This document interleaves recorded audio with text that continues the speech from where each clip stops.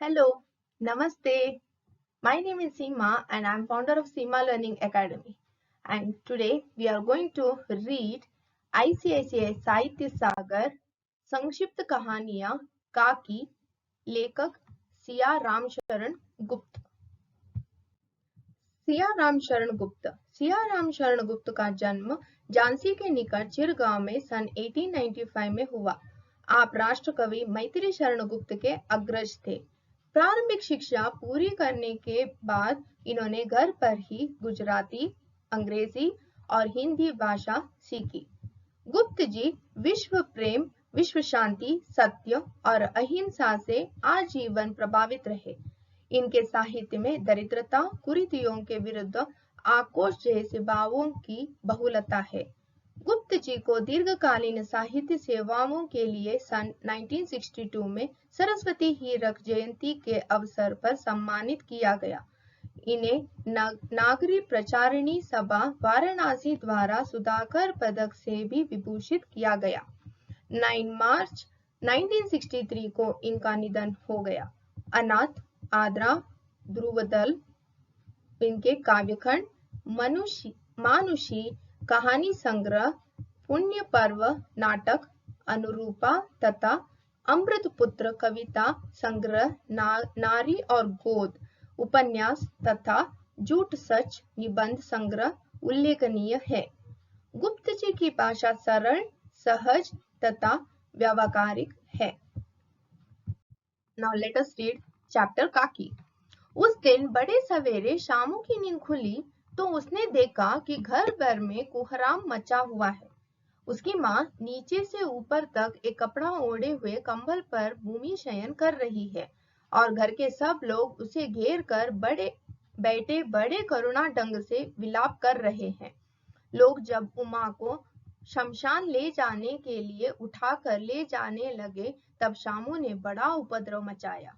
लोगों के हाथ से छूटकर वह उमा के ऊपर जा गिरा। बोला, काकी सो रही है, उन्हें इस तरह उठाकर कहाँ ले जा रहे हो? मैं न जाने दूंगा। लोग बड़ी कठिनता से उसे हटा पाए। काकी के दाह संस्कार में उसे नहीं जाने दिया। एक दासी राम राम करके उसे घर पर ही संभाले रही। यद्यपि बुद्धिमान गुरुजनों ने उसे विश्वास दिलाया कि उसकी काकी उसके मामा के यहाँ गई है, परंतु असत्य के आवरण में सत्य बहुत समय तक छिपा नहीं रह सकता। आसपास के अबोध बालकों के मुंह से ही वह प्रकट हो गया। यह बात उससे छिपी न रह सकी कि काकी कहीं नहीं ऊपर राम के यहाँ गई है। काकी के लिए कई दिन तक लगातार रोते रोते उसका रुदन तो क्रमशः शांत हो गया, परंतु शोक शांत न हो सका। वर्षा के अनंतर 1-2 दिन में ही पृथ्वी के ऊपर का पानी तो अगोचर हो जाता है, परंतु भीतर ही भीतर उसकी आर्द्रता जैसे बहुत दिन तक बनी रहती है, वैसे ही उसके अंतरस्थल में वह शोक जाकर बस गया था। वह प्रायः अकेला बैठा बैठा शून्य मन से आकाश की ओर ताका करता।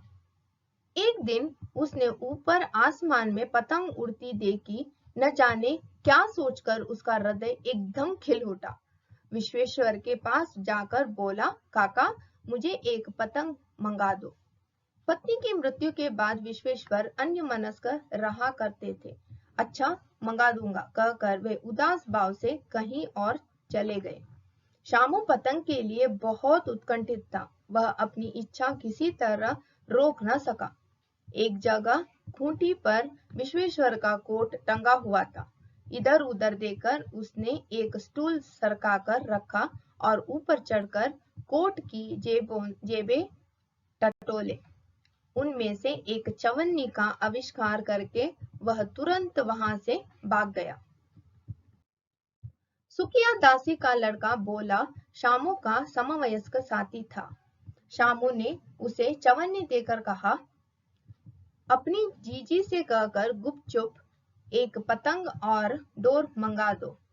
देखो खूब अकेले में लाना, कोई जान न पाए। पतंग आई, एक अंधेरे घर में उसमें डोर बांधी जाने लगी। शामू ने धीरे से कहा, बोला, किसी से न कहो तो एक बात कहूं?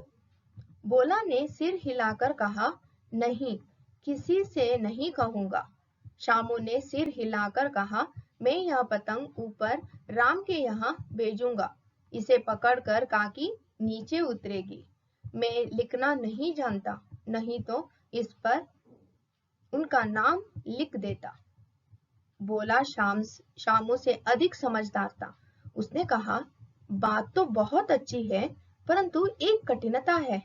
यह डोर पतली है, इसे पकड़कर काकी उतर नहीं सकती। इसके टूट जाने का डर है। पतंग में मोटी रस्सी हो तो सब ठीक हो जाएगा। शामू गंभीर हो गया। मतलब यह कि बात लाख रुपए की सुझाई गई है, परंतु कठिनता यह थी कि मोटी रस्सी कैसे मंगाई जाए। पास में दाम है नहीं, और घर के जो आदमी उसकी काकी को बिना दया माया के जला ला आए हैं, वे उसे इस काम के लिए कुछ नहीं देंगे। उस दिन शामू को चिंता के मारे बड़ी रात नींद नहीं आई। पहले दिन की तरकीब से दूसरे दिन उसने विश्वेश्वर के कोट से 1 रुपया निकाला, ले जाकर बोला को दिया और बोला, देख बोला, किसी को मालूम न होने पाए। अच्छी अच्छी 2 रस्सियां मंगा दे, एक रस्सी ऊंची पड़ेगी। जवाहर भैया से मैं एक कागज पर काकी लिखवा रखूंगा। नाम की चिट रहेगी तो पतंग उन्हीं के पास पहुंच जाएगी। 2 घंटे बाद प्रफुल्ल मन से शामू और बोला अंधेरी कोठरी में बैठे बैठे पतंग में रस्सी बांध रहे थे। अकस्मात शुभ कार्य में विघ्न की तरह उग्र रूप धारण किए हुए विश्वेश्वर वहां आ घुसे। बोला और शाम को धमका कर बोले, तुमने हमारे कोट से रुपया निकाला है? बोला सक पकाकर एक ही झट में मुखबिर हो गया। बोला, शामू भैया ने रस्सी और पतंग मंगाने के लिए निकाला था। विश्वेश्वर ने शामू को 2 तमाचे झाड़कर कहा, चोरी सीख कर जेल जाएगा। अच्छा, तुझे आज अच्छी तरह समझाता हूँ। यह कहकर फिर तमाचे जड़े और कान मलने के बाद पतंग फाड़ डाली। अब रस्सियों की ओर देखकर कहा, ये किसने मंगाई? बोला ने कहा, इन्होंने मंगाई थी। कहते हैं इनसे पतंग तानकर काकी को राम के यहाँ से नीचे उतारेंगे। विश्वेश्वर हतबुद्धि होकर वहीं खड़े रह गए।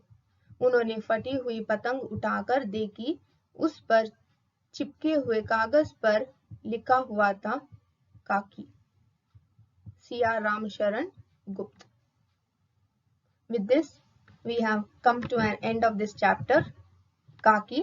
I hope you have completed the reading of this day 2 challenge, and I'm very happy to say that we have completed the day 2 today, and I want you to continue the same way till 16th of this chapter. Till then, I will say bye to you, and we will come tomorrow with another chapter. And if you like it, please like this video, and if you want to join your friends for this challenge, then please share this video and ask them to join for the challenge. And we will have the master class after completing 16 days challenge. So please complete this 16 challenge and come to my master class, where I'm going to give you lot of surprises and bonuses. Till then, namaste.